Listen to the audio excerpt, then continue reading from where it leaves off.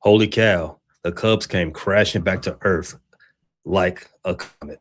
Yeah, we yelling at the screen every Sunday night. Talk slick, throw the remote, we just want it right.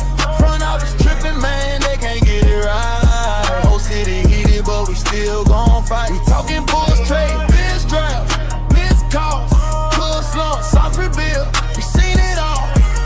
Yeah, we loud, yeah, we gritty.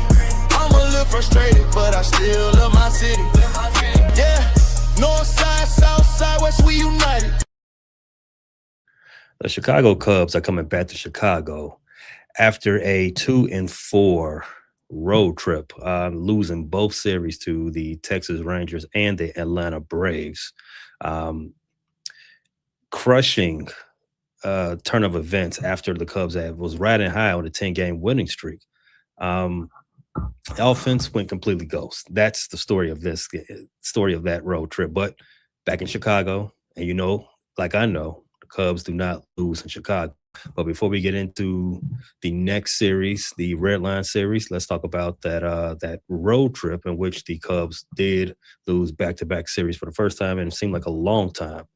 The road trip started off in Texas. The Cubs were still looking pretty unstoppable. May 8th was the last win of the 10-game winning streak. They had crushed the Texas Rangers 7-1. Michael Busch, he had a bases clearing double that broke the game wide open. The vibes were really high at that point. Maybe we was thinking we can go for 11 wins, a season high in consecutive wins. Not to be happened. Everything fell off at that point. The Cubs got shut out in back-to-back games to close out that series. Texas beat the Cubs 6-0 in the second game. In the rubber game of the series, the Rangers did shut out the Cubs once again on Sunday, 3-0. Bats went dead.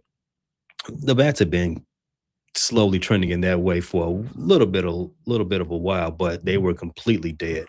And it doesn't help when you got a vintage game from Jacob deGrom and one of those two losses either. He has struck out 10 in 7 innings in one of those games, so not very good luck. Well, poor production in addition to bad luck on that front. Try to shake it off going into Atlanta. Didn't happen. The offensive drought followed the Cubs right into Truist Park. The Cubs dropped the first 2 games of that series to the Braves, 5-2 and 4-1, that extended the losing streak to 4 games. In that 5-2 loss, the Cubs had just got one hit, one stinky, measly hit, and that was an Alex Bregman home run. In the 4-1 loss, Shota Imanaga, he pitched great. He had a brilliant game. I believe he had what was his game? He threw 7 innings, allowed just 2 runs. He struck out 6. But stop me if you heard this before. The Cubs did not help him out. I think this is the 3rd really good pitch game from Shota the entire season, and he didn't get the win for it. Sounds like trouble. Shout out to Tim Lyons. But yeah, good thing. But other than the offense not helping out Shota in that game, the bullpen collapsed this one. I think the story of this one is Phil Maton. I think he's a double agent. He came from the St. Louis Cardinals, if I'm not mistaken. Cubs, I think he was the first free agent signing the Cubs got during the winter meetings, during the Hot Stove League. I think they signed him prior to Thanksgiving, as a matter of fact, and he's been brutal. We can send him back to wherever he got from him, because he has been terrible this entire time. We'll talk more about him when we get into the hot and cold part of the episode, but thankfully the Cubs did shake that off. Did not guess what? They did win the finale of that series. They snapped the 4-game losing streak. They won 2-0, shut the Braves out. Complete nail biters by Ian Happ. He came to the rescue once again, delivered a massive home run, his 10th home run of the season. And Daniel Palencia came in and shut the door, throwing triple digits, just gas. Nice to have him back. The best and worst players over the last 6 games. The guy that's been carrying the Cubs during that road trip has been Ben Brown. You probably would never hear me say that again, but I am happy to say it now. He has been a revelation since being put back into the starting pitcher rotation after Matt Boyd's injury. Maybe he's figured some things out with how to keep his composure down. He's added another pitch to his pitch mix. So he's got three really good pitches in addition to those two pitches that he did have incredible movement on. Let's just hope that he can keep his composure and he cannot lose track of things. And as he gets ramped up and maybe gets can start going further than 4 innings. But over the road trip, he had 2 starts. He only pitched 8 innings of over the 2 starts, gave up 1 hit, 0 runs, struck out 10 batters. That's 8 innings, 10 strikeouts. I mean, that's amazing. His knuckle curve is really working for him right now, and his ERA is down to 1.6. Not to be outdone, I did say Shada Benaka was lightning while he when he pitched in Atlanta. 7 innings, again, 2 earned runs, struck out 6, didn't get the win, but I think he's used to it at this point. The worst Cubs over the last 6 games. Moises Ballesteros. We've sung his praise. I think every Cub fan has been really happy with Moises last month. This month, boy, oh boy, he has fallen off a cliff. He went from batting over 400 to now just at 257. His batting average falls off 150, almost 150 points in a span of 3 weeks. It's a crazy streak. It's a crazy slump. We're gonna talk about him a lot in the next portion of this episode, but he's once again batting under 200. Great glove, fantastic glove, a pretty good leader, but the man cannot be consistent at that plate to save his life. He's paid a lot of money, and I know he's not getting paid a lot of money just for the leather.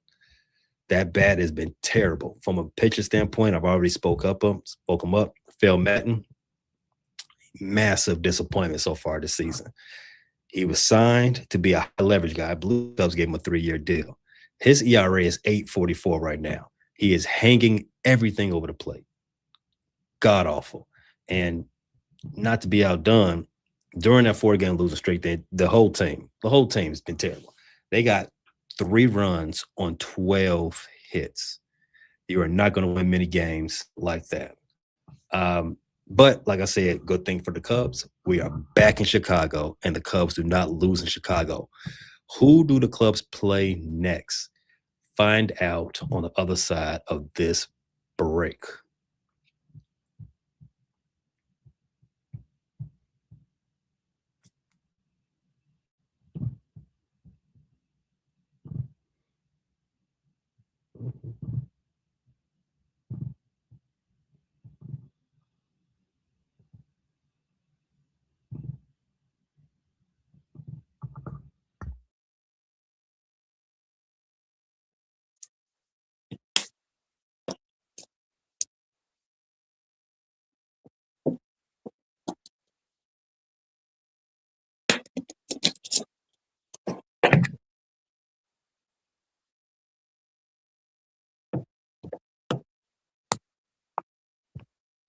Day 3. The leader of the baseball operation here at the First Rate Chicago Sports Fan Channel and co-host of the White Sox and BS podcast, JJ3. Can you tell me one thing? What would be the title of your next episode after the Cubs whip that ass and send it back to 35th Street? Very unhappy. So we live in the fantasy land right now, is what you're telling me. I don't know what you're talking about, bro. We don't deal with fantasy baseball. We deal with reality. What cinematic universe are we in right now that y'all gonna come into our side of town and put the brooms to us? Last time I checked, we on a 5-game winning streak. Last time I checked, y'all just snapped a 4-game losing streak. Are you sure about this? Last time I checked, the Cubs don't have any problems with the White Sox. When was the last time the White Sox when was the last time the White Sox had a successful series against the Cubs? How many years ago was that? Answer my question first. When's the last time you checked? Oh, I know what the records are. One game over 500 for the White Sox. Okay. Congratulations. It's been a long time since you all were better to say that. Congrats. It has been a long time. That's true. And the Cubs have the second best record in all of the majors. So what would be the story for this series from a White Sox perspective? So I'm gonna give you a key stat to focus on for this series right here, for this entire weekend. WHIP. That's the key stat to focus on for this series is WHIP. Right now, I believe that your team is either third or fourth in WHIP right now in all of baseball. So I'm gonna clap it up for y'all. Good job. Appreciate it. Y'all deserve y'all credit for that. Y'all deserve y'all big one for that. Kudos. It's nice to be celebrated. Hey, I'm sure that it is. Don't look too far behind you, because the team that's behind you in WHIP are my Chicago White Sox. We right there nipping at y'all heels in terms of WHIP. We are right there. So that's really the stat to look at in this series.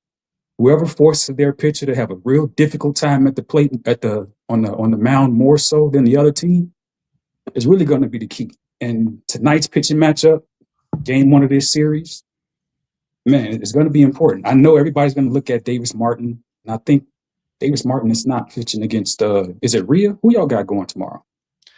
Colin Ray is pitching Sunday's game. I forgot how to pronounce dude's name. I don't do well with those North Side players. I forgot who y'all got. Mm-hmm. Y'all might have had Zem Brown going out there. I don't even know. But that's the most important stat of this series right there, bro. I promise you. Whichever pitcher is giving up the most walks, whichever pitcher is getting forced out of the game earlier, having to put more pressure on the other team's bullpen, that's going to decide this series for both sides of town. So tonight's matchup against the Cubs and the White Sox, you got Eric Cabrera against, what's his name, Sean Burke? Sean Burke. ERAs are pretty close too, matter of fact, I believe. Right? Cabrera's ERA is at what, 3.6 something? 3.68? Something in that range? 3.88. 3.88. Okay. 3.88. And Burke is 3.68, actually. Okay, so yeah. Pretty close. Pretty close in terms of ERA. And I think the matchup is going to be real key. So again, to me, the first game of the series is going to really decide how this thing goes. Obviously, it's going to give each side of town their bragging rights. Of course, if you guys come into the South Side and y'all do y'all big one, y'all going to talk y'all talk, and you will have earned the right to talk y'all talk. Of course, that's the way that it is. I don't care about anybody trying to pretend like that's not really what it is, right? If you go into the other team's building and you put belt to ass, you will have earned the right to talk your talk. Let's not pretend. Let's not BS around it. Let's not act like how it's always been between these two teams, whether the records are good or bad, because let's keep it a stack here as well.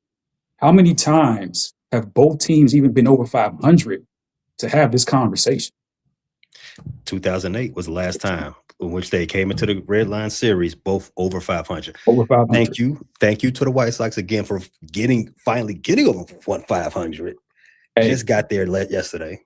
Look, I mean, also, if I remember correctly, the last time we were over 500 with fans in the stands, because we did have a COVID year where there were no fans in the stands, and both teams were playing for something at that point in time. But now, since 2008, we got fans in the stands, both teams over 500, both teams currently in a race for their division. So, I mean, again, there should definitely be excitement in and around the city. There already is excitement in and around the city, quite frankly, no matter who you talk to. I imagine the rate will be filled with a bunch of people.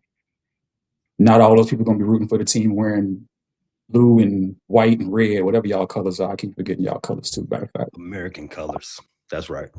Good guys wear black. That's what I've known my whole life.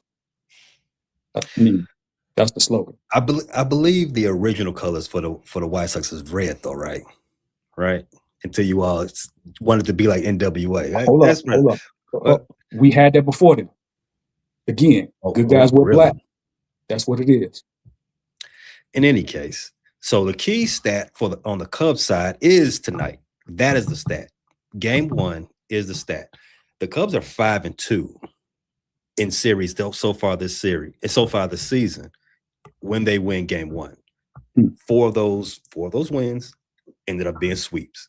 If the Cubs go out there and handle business against Sean Burke, put bat to ball all night, Edward Cabrera has another standard game that he's had pretty much all season. He's been pretty solid. I think he's the only pitcher on the Cubs staff all season that has had a quality start each one of his starts. Okay. If everybody does exactly what they're supposed to do, when I say supposed to, just don't nobody have to play over their head. I'm not expecting Dansby Swanson to go out there and get 5 hits. That's not what Dansby's going to do. I don't expect Alex Bregman to finally start playing up to. Well, actually, I do expect him to do that, but I'm not going to expect it to happen tonight. If everybody just does what they're capable of doing and what they have been doing for the last 20 games or so, I won't even go for the whole season. For the last 20 games or so, this should be a win for the Cubs. No, you said it right. No, that Freudian slip was correct. Freudian slip was right on point. Correct. Freudian for slip the White Sox. Freudian slip aside, the Cubs should be able to take this first game in Chicago. And as I stated earlier in the episode, Cubs don't lose in Chicago. The Cubs haven't lost in Chicago. It's been 19 games since the last time the Cubs have lost in Chicago. I don't care about what side of town Chicago White Sox. It does not matter where in Chicago it happens. Chicago is a Cubs city. And none of those games were against the Chicago White Sox. Being in Chicago, Chicago White Sox are a 20-loss team. I don't think they're going to really put up that much of a fight to change that. Speaking of that, so White Sox right now 22-21, right? Mm-hmm. Sox didn't win their 22nd game until June 7th of last season. Mm-hmm. So here we are right now. It's May 15th. Right. And we already have our 22nd win. I say already in comparison to what we've done previously last year and the year before on a historic loss season. So the worst season in baseball history. Correct. That is accurate. That is an accurate statement. So from where you were then 2 years ago to where you are currently at right now, that's a huge jump that can't be ignored or denied. When you go through a rebuild that you've gone through to reach this point, on May 15th, I already have your 22nd win for the Chicago White Sox. Again, great job. Kudos for the White Sox for putting in that work and getting to this point, being a game out of first in your own division. Again, like you mentioned, you guys are leading your division currently. So, again, kudos to you for that. But yeah, you haven't lost in Chicago, but you haven't played the White Sox since that time. Last time I think we played y'all in any sort of organized baseball activity, even going in spring training, we put belt on y'all, if I remember correctly. Yeah. It might have even been our B team that put belt on y'all. The White Sox were a better team in Mesa. I would grant you that. An asterisk to that, because the Cubs had a lot of players over there handling business for the World Baseball Classic. So why it might have been your B team, as you say, the Cubs had a lot of guys that's currently in Iowa that you saw. It ain't this team. But I will grant you this. Kudos to the White Sox. I remember a week ago on DraftKings, the White Sox had a plus 2,000 odds to win the division. I remember asking you and Harry, your co-host, and some other people, like, given everything you know at this point, how much money would you lay on that? That was a week ago. Today, the odds are now plus 850 for the White Sox to win the AL Central. Still the lowest, still the highest odds. They still got the Guardians as the favorite, plus 150. But the respect is being shown, at least in the marketplace, that it's not that far-fetched the White Sox could win a division. I actually put some money down on the White Sox to win a division. I mean, based on everything that I've seen so far at plus 2,000, I'm like, Couldn't I pass that like. up, could you? I could not pass that up. As a staunch hater of 35th Street baseball and a proud Cub fan, I could not pass up that opportunity. Sorry, Ron Santo. Don't strike me down. I mean, But look, the White Sox at the beginning of this season, you and I sat down and had a conversation about the White Sox and where they could potentially finish in the standings and what their record would be at the end of the season. I believe at that point in time when we talked, I had them at 71 wins. mhm. We could go back and check the tape on that. Currently, right now, they are exceeding that 71 win pace. And I'm not about to tell you the White Sox are going to go out there and win 98 baseball games or anything crazy like that. I'm not saying that. But they're ahead of the 71 win pace that I gave them at the beginning of this season. Whether they keep that pace up or whatnot does remain to be seen. But that prognostication is what I gave them. And right now, they're exceeding my expectations. They're exceeding the bettors' expectations in the betting market. And that's why you see that respect being placed on them in terms of what the number is. So again, moves are being made within the right direction. And the Sox are still missing some players. As you mentioned, the World Baseball Classic earlier a moment ago, Kyle Teal hasn't played all season. Injured his hamstring, was a grade 2 hamstring in the World Baseball Classic. He's missed time, hasn't performed, had a setback. So that further delayed his return to the team. He's on a rehab start right now in Charlotte. His first game in Charlotte, home run. So we are expecting Kyle Teal to come back. Obviously, he will not be a part of this series. Totally fine, totally expected. But I'm saying all of that to say this, that more talent is on the way for the White Sox to come in and contribute to that pursuit in this division. And quite frankly, it's not just the division. Really, the entire American League, and this is a separate conversation than what we're having right now. The entire American League is pretty much open and up for grabs in certain respects. And there are a lot of teams in the American League that I would say are underperforming, and a lot of records in the American League standings that I would look at and say are subpar for some teams that we really expected to be better than where they are. And again, I'm not saying the White Sox are going to go out and surprise and be independent. I'm just saying that based on the standings and what a lot of these other teams are doing, a lot of these win-loss records, that contributes to what the number that you just mentioned in terms of the White Sox win-loss projections in winning the division. It would not shock me. In fact, I would financially, I would like that a lot. Of course. You put the money up. You feel me? That's what you're supposed to do as a betting man. Go ahead and put the money up where you think the easy money is to be made, where the odds are in your favor, and the odds are in the White Sox favor. The season ends right around my birthday too. Ooh, that would be nice. That'd be a nice birthday present to myself. Good investment. Hey, we'll see what happens. From your mouth to God's ears, we'll see what happens. Feel me? Well, we don't need to involve Harry Carey. But going back to this series. Going back to the series. Okay, past today. Tomorrow's pitching matchups are Jameson Taillon versus Doug Martin. Yep. He's your best pitcher? Unequivocally so. Yeah. I mean, his ERA is sub 2. I think it's 1.68, somewhere in that range last time I looked at it before. He's been on a hot streak. I mean, he's been throwing the ball extremely well at this current juncture. It wouldn't surprise me if you start to hear his name in all-star conversations to pitch in the all-star game. He's been performing that well. He's undoubtedly the standout for the White Sox in terms of best pitcher on the staff, no question. What I like to see is that going back to the series at whole, you got 3 straight right-handers starting this series. You got Burke, Martin, and who was the last guy? Fetty. I am hoping, fingers crossed, that Moises Ballesteros can snap out of it. I think functionally he's the Cubs' best hitter. But he hasn't shown it in the last three weeks at least.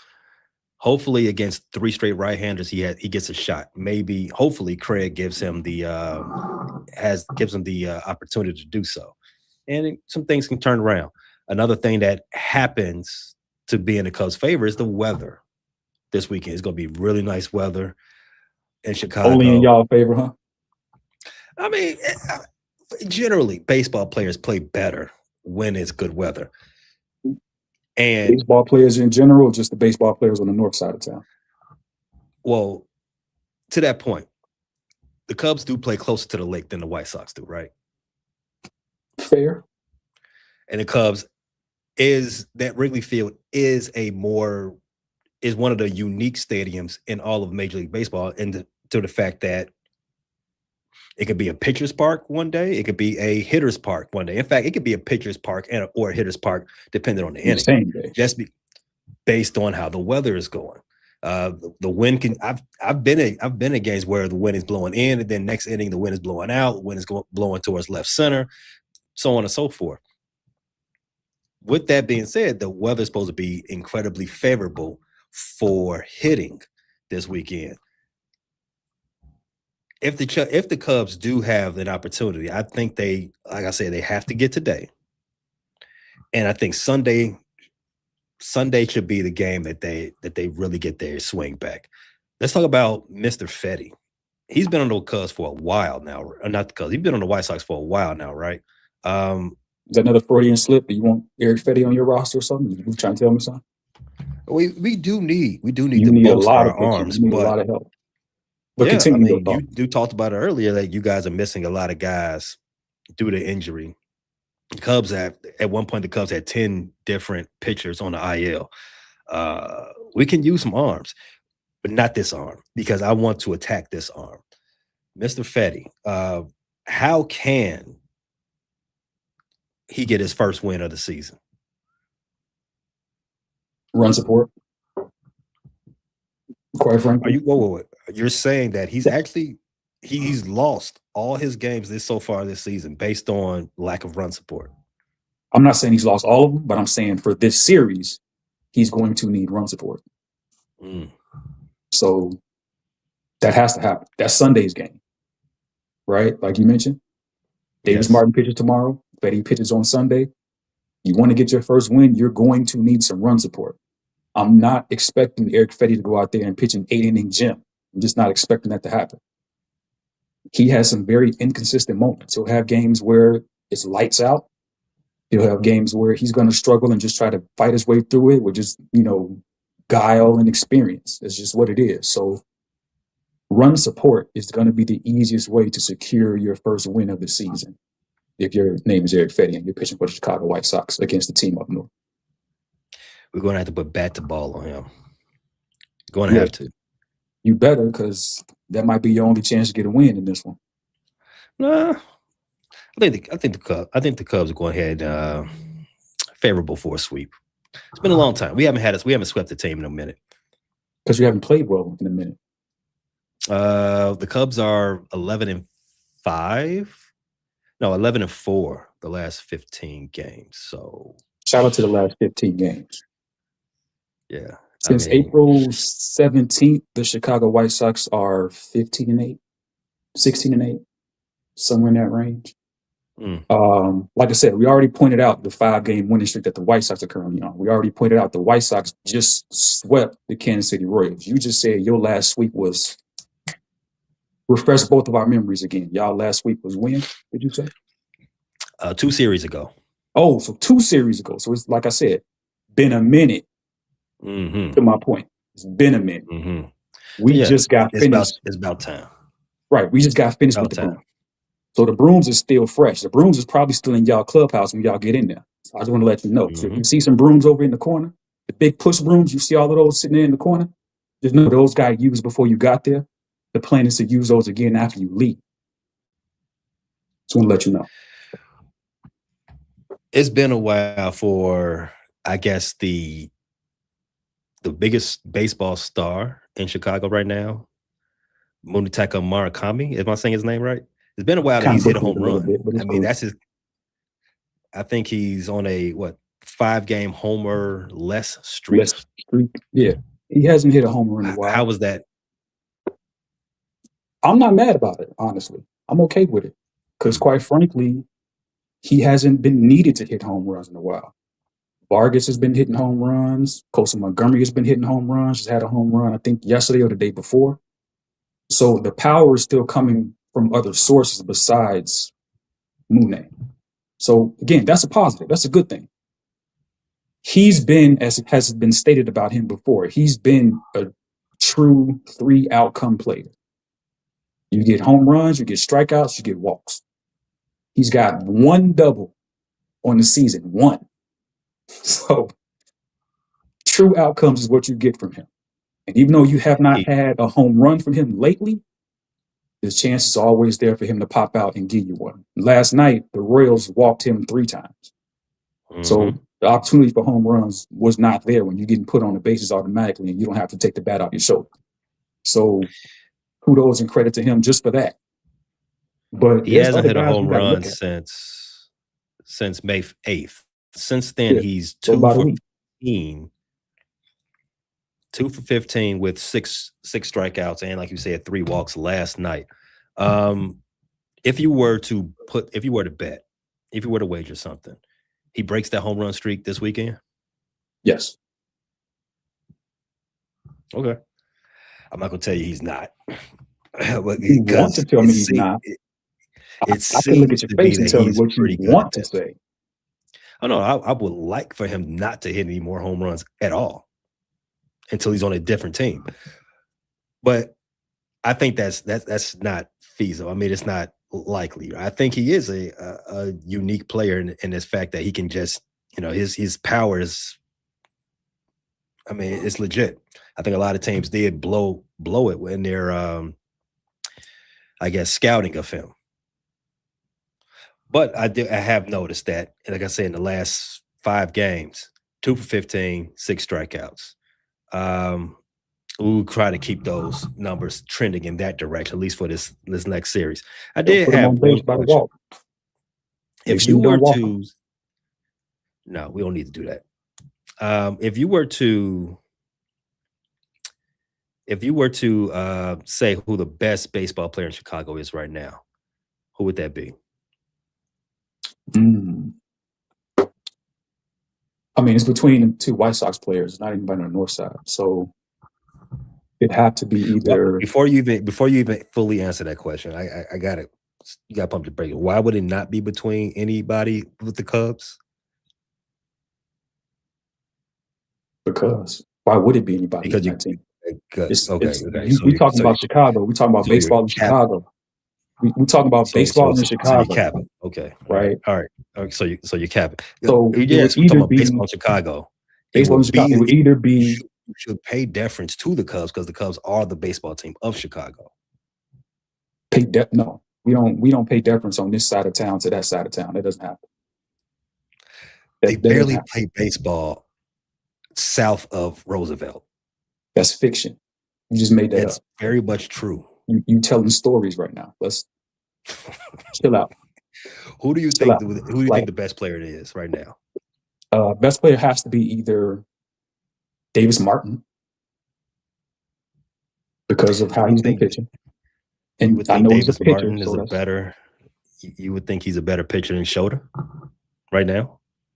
What's the ERA, walk, and strikeout numbers looking like between the 2? I mean, I'm not gonna hold you on the numbers for Davis Martin. His numbers are elite, but I don't know. I haven't watched enough of Davis Martin to at least combat that. But you watched enough of Shota, of course. I watched enough of Shota. I would.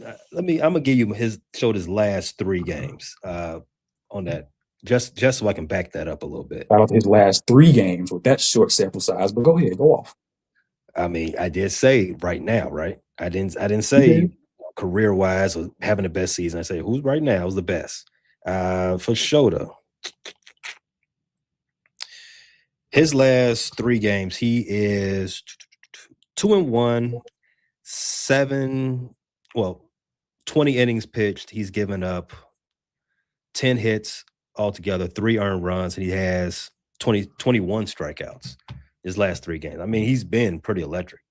And considering the fact that the Cubs need every inning eater you can have with all the injuries they have in the starting lineup, I mean, Shota's got a great argument to have. But I was assuming you was going to say Colston Montgomery is the best player in Chicago at this moment.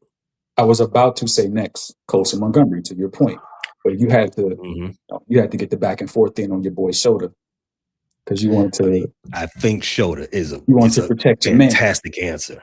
I understand you want to protect your man. I get it. You representing for that side. It's okay. It's not the right answer, but it's okay. I understand. You had to do what you got to do. I can say I'm not going to argue. I'm not going to argue the stats. The stats speak for themselves. I can't. The stats give you any context behind Davis Martin is better. Those are the stats. So okay, I will not argue that point. You can't just accuse me of being, I didn't make an Southside homer or captain. I didn't make you an accusation. I didn't make that accusation. I know what I said you was capping about is saying that the Cubs are not the official baseball team in Chicago, so you don't have to pay deference. That's some BS. We ain't even entertaining that nonsense. That's trash. What do you think about Colston Montgomery right now? Colson, not to be mistaken with Colston, who pays for the big. Oh, he's not a Colston? Oh, so bring him down a notch. I thought he was hanging in the shadow of Colston because we like Colstons in the city. We like Caleb's in the city. Shout out to Colston. Shout out to Caleb's. You know what I'm saying? We respect them on this side of town as well. That's what's up. We are looking forward to the season when the season gets here, and we're going to be talking about that when that time comes. But as of right now, Colson Montgomery is the best shortstop in Chicago. Colson Montgomery right now is playing the best baseball from a position player in Chicago. It is what it is. Don't shoot the messenger, people. Just accept the facts before you.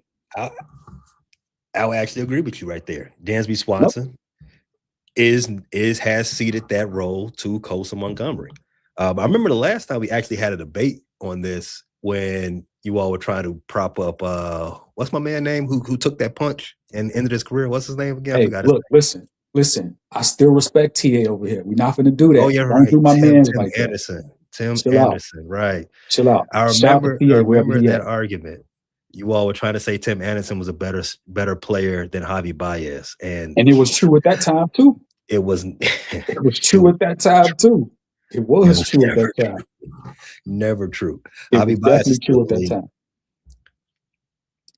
What was his name? El Mago, whatever y'all call dude. He had his little momentary time in the sunshine, and it ran up for him just like it ran up for TA. It is what it is. Okay, all right.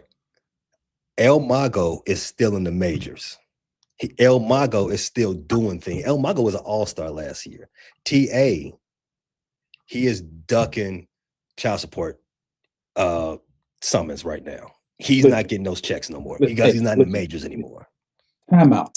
Oh, flagrant foul. Like, what are we doing? Look, listen. I'm putting facts out there, bro. Look, hold on. This is not the time when we're going to stun on TA right now. TA is not currently on the White Sox. We're cool. He's not currently in the majors. Respect for Tim Anderson. Hey, listen, I still got respect for Tim Anderson. Just let's chill out. I think he's playing in He tried to stand in the box. He got faded. It is what it is. It happens to, it doesn't happen to everybody, but it happens to some people. And who wear White Sox jerseys. Just regardless, doesn't matter what jersey he was wearing at the time. He got hit with that. He got hit with that one hitter quitter. He got put to sleep. It is what it is. Can't deny that happened. He not currently on the White Sox. We talking about players currently on the White Sox right now today in 2026. Colson Montgomery is better than your boy Dansby. Davis Martin is better than Shota. So again, from a pitching perspective and a position player perspective, the best two are on the White Sox. Okay. We don't have to show you how none of that amounts to anything this weekend because the best team in Chicago is still plays at Waveland and Addison. Good luck to you. Sheffield and Addison. Look, there's a lot of numbers we could rattle off back and forth at each other to try to prove our respective points on either side. It is what it is. That's how baseball goes. Mm-hmm. I mean, last time I checked, in terms of OPS, you can probably look this up right now. OPS, I think you guys are third or fourth. Might be third in OPS right now, team OPS. I think the White Sox are fifth. I think in terms of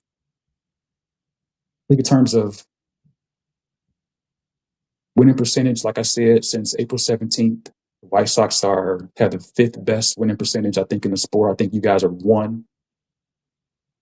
I might be wrong on OPS. I think in terms of OPS, I think you guys are like 5th and we're 9th in terms of overall OPS, team OPS in the season. But there are a lot of numbers that are close, that are really right there, that if you look at it, you say, damn, didn't realize the White Sox were right there. Didn't realize the North Side team was where they're at either. Cubs are 5th. White Sox are 9th. Yeah. So that's your argument for why the White Sox will win this series this weekend. I mean, not the OPS argument, but like I said, the key stats, the number one stat that I'll be looking at when we had this conversation and we talking trash offline or whatever it is that we're doing, sending shots back and forth, whip is what I'm going to be looking at first and foremost. To me, that's the biggest number. Again, I want to say, I don't have all these numbers memorized, but I want to say that the North Side team's whip, your team's whip is like 1.19 or something like that. Really good for sure. I think ours is like 1.2 or 3 or something in that range. But wherever that fault is, wherever that break is, in terms of who loses that battle, whether that starts tonight or tomorrow, wherever that is decided at, that's the series.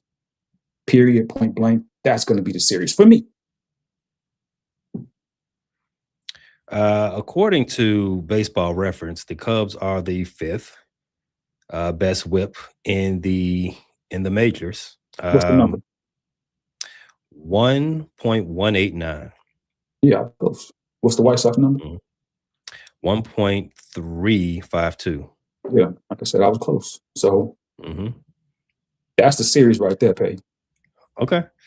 I will be paying close attention to this. Obviously, I have the Cubs handling their business, continuing to win in Chicago, because that's just what Cubs do. JJ3, where is the next White Sox and BS episode, and when will it be?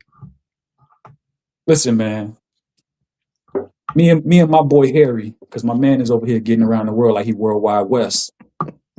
He be ducking my calls, ducking my messages.